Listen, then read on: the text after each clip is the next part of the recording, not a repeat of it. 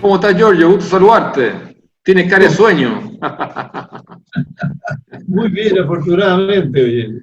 Qué Mejor, bueno, me mejor alegro aún. mucho. Nosotros estamos aquí administrando la crisis, las crisis, ya son muchas las crisis, pero hemos tratado de administrar de la mejor forma posible, esperanzados en que este asunto va a ver lo más pronto posible la luz al final del túnel. Y eh, esperanzado por lo siguiente, para darte el bastión a ti, para que tú sigas la carrera. Mira, este cambio de gabinete a mí me generó una sensación muy positiva porque el nuevo ministro del Interior, Víctor Pérez, ya, eh, parece que no va a ser un ministro tibio. Me da la impresión que por su carácter y ya, por su vehemencia, él va a poner los puntos sobre la I o el cascabel al gato. Mira, quedó claro el 18 de octubre de que no habían protocolos ya, a nivel del Ministerio del Interior, ¿cierto? Porque el Ministerio del Interior es el ministerio que vela por la seguridad del país, ¿cierto? ya. Porque el Ministerio del Interior y seguridad del país, no había protocolo para enfrentar una situación como esa. No sé si hoy día las hay. Sin embargo, nosotros vemos que el ministro Pérez hizo definiciones que para mí son súper importantes porque nunca antes ningún ministro del Interior las había hecho. Él dijo claramente, no sé si con la autorización de Piñera, que es lo que me puede a mí generar un poquito de ruido, dijo, hay grupos con capacidad militar en la Araucanía, Sí, grupos con financiamiento, grupos con logística. Claramente nosotros vimos después del 18 de septiembre anarquistas, narcotraficantes, delincuencia común, sí. terroristas, ¿cierto? Ah, Generando todo lo que sabemos que se generó el 18 de octubre, que no fue un estallido social, fue un golpe de Estado fallido. Entonces, cuando él dice que hace este diagnóstico y dice que hay grupos organizados de terrorismo, el país y el Estado y el gobierno tiene que ponerle el cascabel al gato, porque si el diagnóstico es ese y no hace nada, quiere decir que francamente estamos frente a un Estado fallido. Giorgio. vale, yo considero, ¿cierto?, que lo que ha pasado en el sur es muy grave. Llegué a decir, y más de una oportunidad, inclusive en tu mismo programa contigo, que hay dos Chiles, digamos, uno que se administra por sí solo, que pueden quemar, hacer todo lo que se le da la gana, y otro, ¿no es cierto?, que estamos los que cumplimos por lo menos con lo que significa el Estado de Derecho. El Estado de Derecho, ¿qué pasa? ¿Cómo lo están aplicando allá? Además, acuérdate que ya uno de los locos amenazó que si instalan allá militares, la cosa va a ser mucho peor, o sea, es una amenaza, fíjate, con esa fuerza. Lo que tú me dices, me agrada escucharlo, porque eso significa que pueden tomar otro protocolo, y un protocolo, digamos así, más atingente a lo que está pasando en la zona militarizada que tienen ellos, no nosotros. Ellos tienen inclusive armas de guerra. Y yo he dicho más de una oportunidad que he atendido por razones, digamos, profesionales, a lo que son gente de la FARC.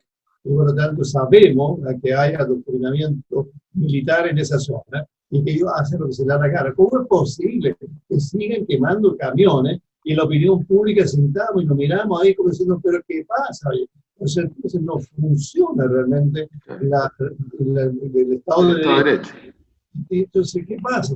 Eso, ya lleva no sé cuántos camiones quemados. Eso significa también, pues, no solamente pérdida económica, pérdida de trabajo, de empleados, de gente, de camioneros, de tanta gente, pues, que están haciendo un daño enorme.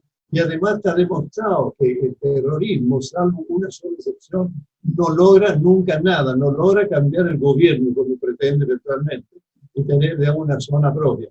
Y además, pues, si tuviera una zona propia, se morirían de hambre, porque la verdad que termine con todos los bosques que van a hacer, digamos. Pero, Sí, lo que pasa, Giorgio, que cuando estas son conversaciones de pasillo, es distinto a cuando un ministro del Interior lo dice.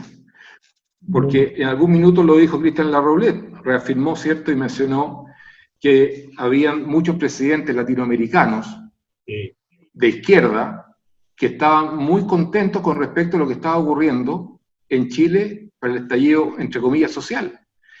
Maduro dijo, después el 18 de octubre, dijo, todo va en Chile según lo planificado desde el Foro de Sao Paulo.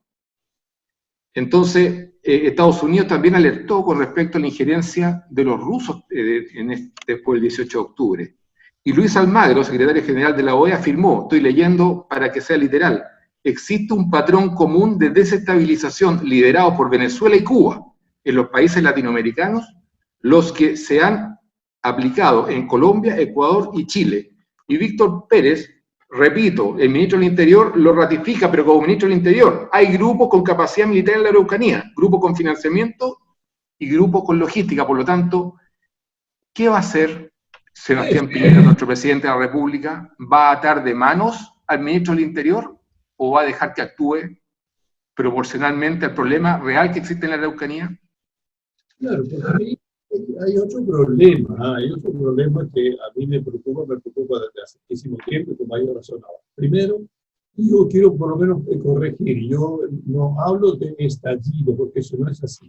Eso es un grupo minoritario, no es cierto, violentista, de fondo que quiere desestabilizar el gobierno por la razón que tú estás diciendo y todo lo que significaba realmente el encuentro ahí de los comunistas cuando tuvieron su zona, digamos, en ese sentido. Ahora, ¿qué pasa? ¿Cuál es la posibilidad que tiene el gobierno de que vayan, por ejemplo, militares y pongan orden? Va a aparecer el tiro, gente que va a reclamar, va a decir que no, que eso no es posible, se está militarizando al sur. Toda la gente de izquierda va a reclamar de inmediato.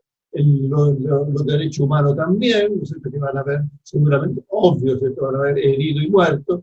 Entonces yo no sé, en ese momento, lo que tú señalas, si hay una posibilidad real que se intervenga militarmente como parece que debería ser. De otra manera no es posible hacer quitar la zona. Porque cuando se ha planteado, inclusive, ¿te acuerdas? ¿Cierto? Que aparecieron los militares ayudando a Carabineros, se armó una bastante grande que cómo era posible cuando no es función de los militares. Y cuando los militares ven ayudando, se les prohibió disparar, por ejemplo. Está bien, pero vamos a ver de qué está hecho Sebastián Piñera, si es un estadista o solamente quiere que pase el tiempo para terminar su periodo. Si su ministro del Interior, no sé si con la venia de Sebastián Piñera, dice una cosa como esta, que es grave y marca un punto de inflexión a mi juicio en el desarrollo del país y el desarrollo de la región de la Araucanía, si Víctor Pérez lo dice, el ministro del Interior, ya Sebastián Piñera no puede llamar al diálogo, al amor y a la buena voluntad.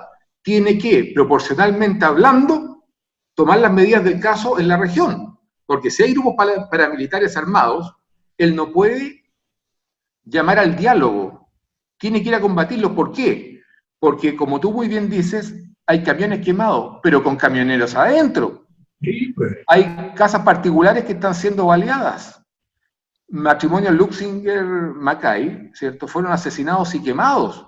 Entonces, forestales que están absolutamente violentadas. Por lo tanto, no se puede llamar al diálogo, hay que tomar decisiones. Mira, ¿tú te acuerdas cuando Winston Churchill a su primer ministro, Chamberlain, le dijo, porque había hecho un pacto con, Chamberlain ha hecho un pacto con los nazis de no agresión? Cuando llegó Chamberlain en el avión a Londres, Winston Churchill lo miró y dijo así, y le dijo a Chamberlain, teníais que elegir entre la guerra y la vergüenza. Elegiste la vergüenza, ahora tendrás guerra. ¿Qué quiero decir con esto? Que por más que Sebastián Piñera quiera el diálogo, quiera la conversación, y no haga lo que tiene que hacer, ¿cierto? Que es combatir como corresponde a los grupos terroristas, igual va a tener guerra, igual lo van a destrozar. Y no solamente en Chile, sino que a nivel internacional. Por lo tanto, yo lo que le solicito al presidente de la República, que tenga la estatura de un estadista.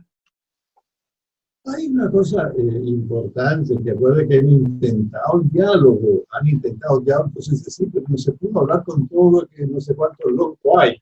Entonces el diálogo cuando hay terrorismo no funciona, está demostrado eso, porque no están dispuestos a negociar, salvo, como pasó en Colombia, cuando realmente los exigieron, le mataron a su jefe, entonces ellas tuvieron que admitir que no se la podían con toda la fuerza, así todo, no había rebrote.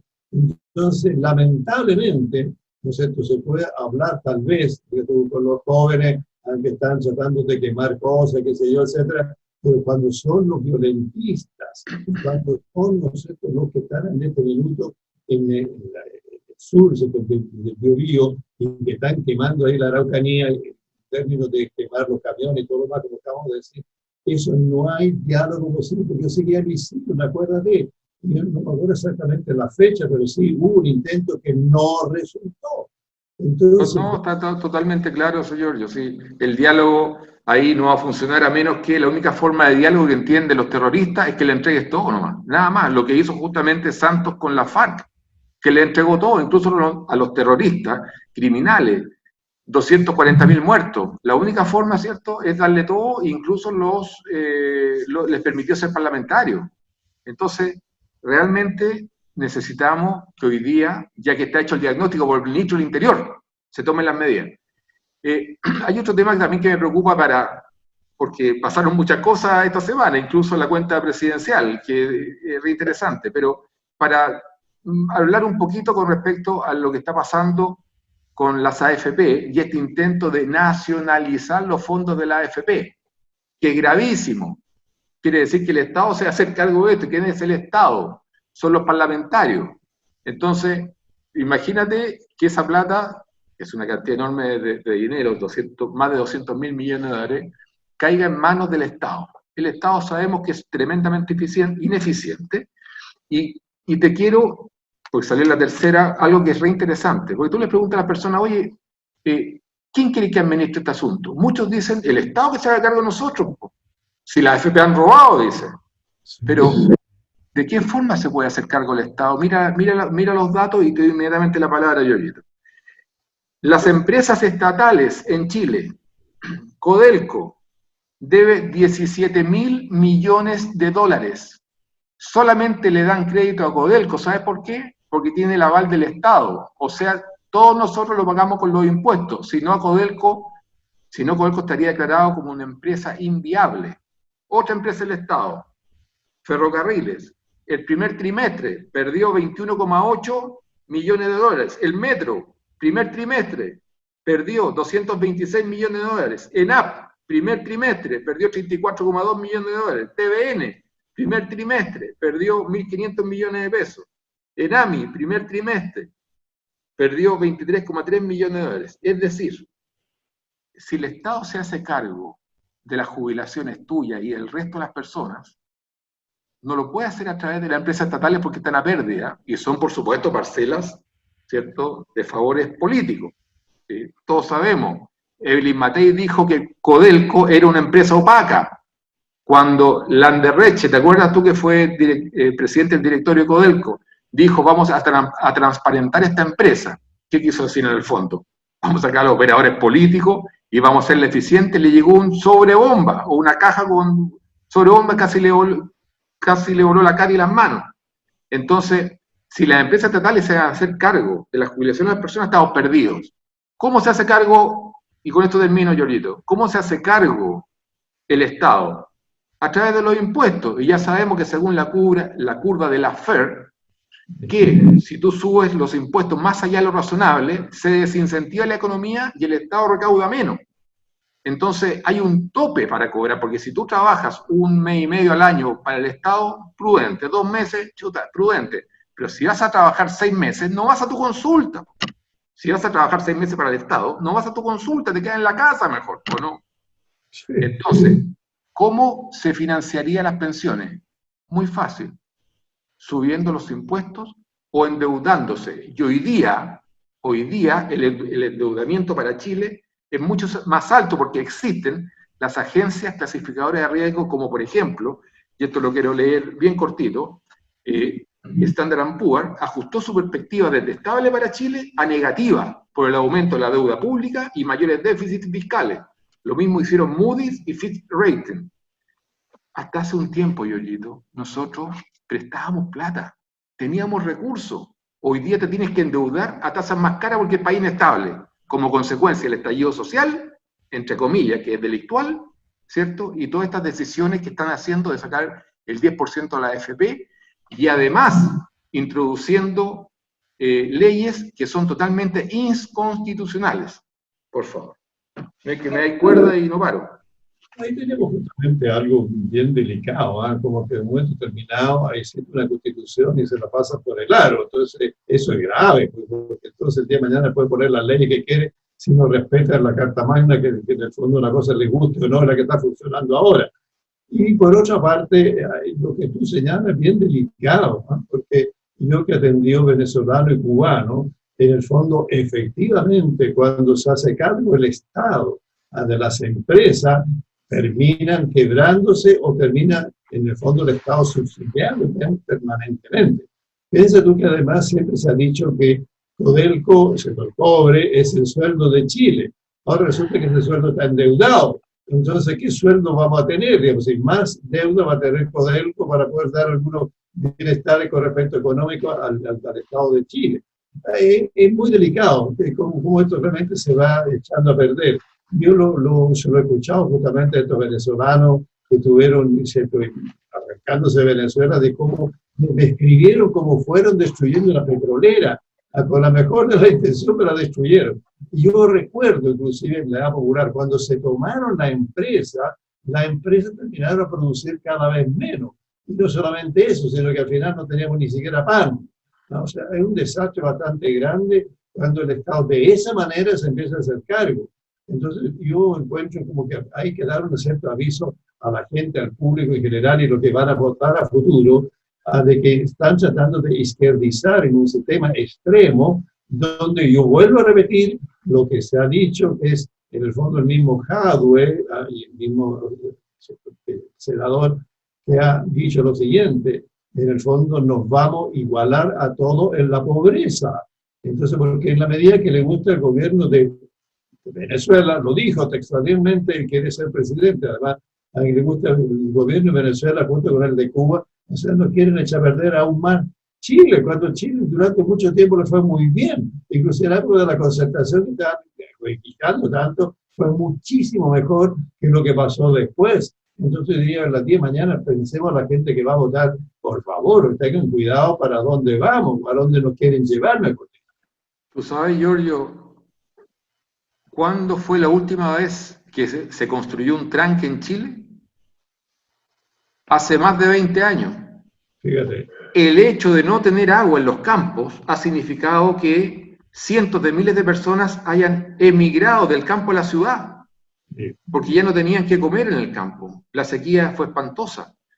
¿Por qué quieren impulsar una nueva constitución? Y esos mismos personajes no impulsan la creación de tranques. Cuando viene el invierno boliviano y se inunda Chile en el norte, todos dicen, esto es tremendo, nos está castigando Dios, hacen oraciones masivas, etcétera, etcétera. En vez de hacer tranques y convertir al norte de Chile, a nuestro desierto, en un vergel. Entonces hay una mirada muy de país tercermundista acá. Y no vemos nosotros los problemas como grandes oportunidades. Hace más de 20 años no se hace un tranque. Están todos desesperados por alguna nueva constitución, pero no están desesperados por desarrollar el país. Nosotros queríamos convertirnos en una potencia agroalimentaria. Eso no lo puedes hacer si no tienes 1.300.000 metros cúbicos más de agua en nuestro país ahora ya. Entonces, ¿cuáles son las prioridades de nuestro país? ¿Una nueva constitución o realmente desarrollar nuestro país? Te lo prometo que es tremendamente frustrante. Es más fácil no tener visión, no tener opinión, no leer, no informarse, porque vives más tranquilo. Porque cuando tú tienes un poquito de información, te angustias, en vez de nuestra clase política que están pendientes de cualquier estupidez, menos en el desarrollo del país. Claro, la gente, digamos, como algo percibe con todo esto y se está angustiando. Me consta a mí que tengo que atender a muchos de ellos que están realmente angustiados por teléfono, por lo que sea. Me ha tocado tranquilizar ánimo, pero que de alguna manera también vislumbran hacia dónde nos quieren llevar. Y ahí, por ejemplo, la Constitución. ¿Quién van a estar los que van a estar a cargo realmente de redactar la Constitución? Algunos inclusive han dicho partamos de cero. ¿Qué significa partir de cero? Como anular todo lo cosas que se ha hecho en los años 20, y muchas cosas son buenas y funcionan, pero con este afán reformista que tienen algunos, gracias a Dios no son todos, y eso es lo que tenemos que dejar en claro a toda la gente. Oye, por favor, nosotros somos mayoría, no somos minoría. pero una minoría muy organizada, obviamente que puede de alguna manera hacer los boicot. Lo que pasa, por ejemplo, precisamente en el sur. A una minoría ahí armada, mira la barbaridad que están haciendo. Y aquí una minoría, en cierto violentista, llegó y quemó después un montón de cosas. Y yo acuerdo que preguntaba en una oportunidad a un diputado, perdón, fue senador, ¿cierto? Que lo tuvimos también aquí, preguntamos, ¿qué haría usted frente a esta barbarie? Y sencillamente cambió de tema. O sea, la democracia, yo vuelvo a insistir, no ayuda a esto. La democracia tal como la quieren concebir, que todo es Con respecto a lo que tú estás diciendo, que es súper importante, fíjate, ¿tú escuchaste la cuenta pública de Sebastián Piñera? ¿Tuviste la oportunidad de escucharla? No, no he tenido que hacerlo. Yo la escuché con mucha atención porque estoy buscando por todos lados la luz al final del túnel. Porque vemos que estamos un poquito empantanados aquí en zonas demasiado grises. Entonces yo lo escuché con mucha atención y hay 4 puntos que yo rescataría y uno de esos puntos es lo que tú acabas de decir, el tema de los parlamentarios, fíjate. Uno de los puntos que él planteó fue disminuir el número de parlamentarios. Muy bueno. Por lo menos a los niveles que estaban antes. O sea, claramente yo creo que es tremendamente importante. Pero yo además agregaría algo que hemos conversado, que cualquier persona que quiera detentar un cargo público tiene que pasar por un test psicológico mínimo para saber si esa persona está calificada o no está calificada para poder desarrollar su actividad.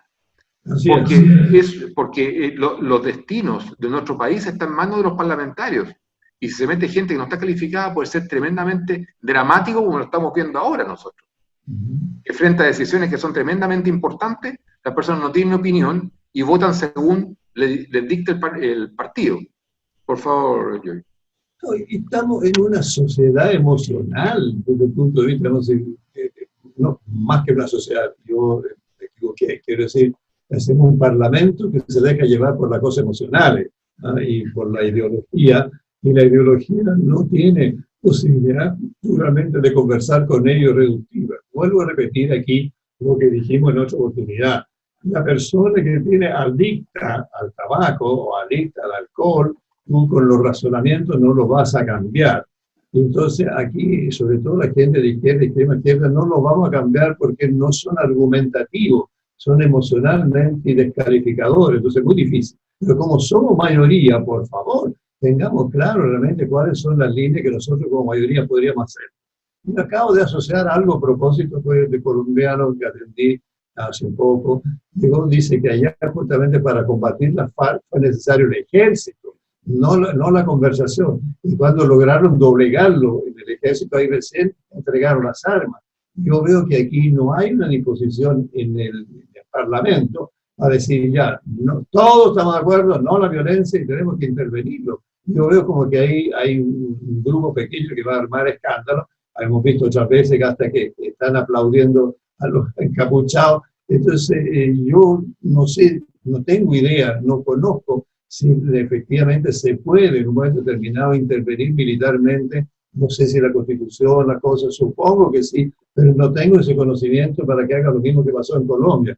Aparecieron las Fuerzas Armadas y empezaron a intervenir y desbaratar a todos los... Uribe utilizó paramilitares, pero los paramilitares también tienen una contrapartida porque ellos, si bien es cierto, lograron aplacar a las FARC, los desplazaron, pero los paramilitares de Uribe, y eso está registrado, empezaron a hacer el narcotráfico. Entonces, es como el chiste, ¿cierto? ¿Qué es peor, el remedio de la enfermedad? Es muy complejo el tema. Lo que sí estoy claro que hay que tomar medidas ahora, porque durante 30 años, incluso John Griffith, ex director de la Academia de Guerra, hace 15 años me dijo, están las FARC en la Araucanía y están ellos mandando al Partido Comunista, gente del Partido Comunista, a entrenarse a la selva colombiana.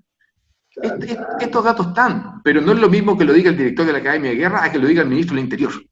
Sí, ellos tienen, por lógica, que tomar medidas. Miren, lo otro, que también lo podemos conversar con respecto a lo que dijo el presidente de la República en esta cuenta nacional, es la amenaza del populismo. a nivel mundial. El populismo está hoy día a nivel mundial. ¿Qué hace el populismo? Ofrece atajos en la mayor rentabilidad en el corto plazo sin deberes y con muchos derechos. Y eso hoy día vemos nosotros que está pegando muy fuerte la gente. La gente está asumiendo el populismo como una vía, como un camino que claramente todos nosotros sabemos que es inconducente, pero ellos lo ven como una alternativa. Y eso es tremendamente grave. El populismo, Giorgio. No sabrá eso, efectivamente. Claro que sí. Mira, yo me acordé ahora una cosa muy curiosa, hace cosas de 2 años atrás, hicieron una encuesta en los jóvenes menores de 12 años, cerca de los 12 años, y una cosa curiosísima, cuando se le preguntó sobre la dictadura, que hubiera sido un gobierno duro, el 52% dijo que estaba de acuerdo. Me llamó la atención que tocó, estuvieran de acuerdo con algo así. Y entonces, no sé si en la juventud futura qué va a pasar, pero en este momento tenemos que preocuparnos del presente, Roberto. Mira que hoy día yo sigo insistiendo a la gente que tenga cuidado con lo que quieren implantar un grupo menor. Yo vuelvo a preguntar, si hoy día la Constitución permite la Fuerza Armada intervengan y ponga realmente seriedad ahí, aun cuando aquí va a haber un grupo que va a parecer que los derechos humanos, que esto van a empezar marcha, cuánta cosa hay. Yo no sé si teniendo esa posibilidad, el gobierno, el presidente en particular, que lo siento mucho con las marchas, pero sí o sí. ¿Pero los derechos humanos de quién, Giorgio?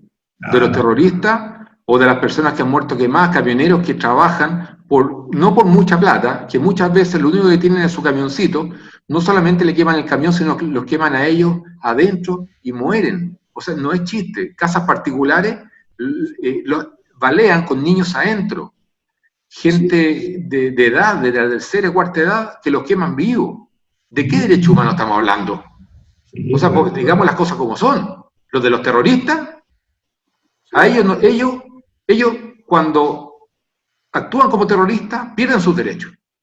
Así de simple. Sí. ¿Cómo es posible que quemen gente viva? Sí, pues. Mira, nosotros tenemos, hemos llegado, bueno, el programa sale y lo ve harta gente, yo sé, pero cuando está en YouTube, también uno ve exactamente la cantidad de personas que lo ven, y hemos llegado a 76.000 visitas en algunos programas. Entonces, creo que tener la posibilidad de conversar estos temas también nos entrega y nos otorga una tremenda responsabilidad de decir las cosas. A lo mejor vamos a tener que pagar algunos costos, pero tenemos que decir las cosas como son. ¿De qué derechos humanos estamos hablando? No, por favor. ¿De la gente de trabajo que muere quemada o baleada o que pierde su patrimonio por culpa de los terroristas? ¿De esos derechos humanos estamos hablando, Giorgio? Asesinado. A mí me llamó la atención que el asesino del patrimonio Luxemburgo hayan pedido a que esté recluido en la casa. Por favor, es un asesino. Ay, resulta que de la cárcel lo quieren trasladar a la casa. Menos mal que el tribunal dijo que no. Pero te das cuenta cómo está esa petición, todo a favor de las personas, en fondo, que son los malhechores y que son los distractores, que también son distractores, obviamente. Entonces, ¿qué más podemos hacer? Sí. Otro punto importante, Giorgito, para que lo discutamos, de la cuenta pública de Piñera, es la tecnología 5G. Sí. También lo mencionó, es súper importante la tecnología 5G porque aquí existe una pugna que en el fondo es comercial entre China y Estados Unidos. Y Chile dijo que iba a adoptar la tecnología 5G siendo líderes en Latinoamérica en hacerlo. Mira, cuando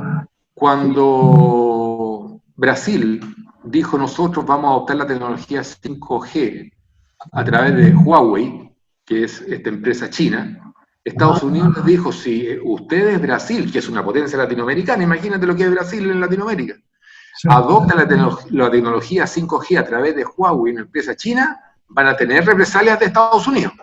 ¿Por qué? Porque lo que se juega aquí es muy grande. Y Chile tiene que optar, o Estados Unidos o China. Estados Unidos, Apple, o China, Huawei.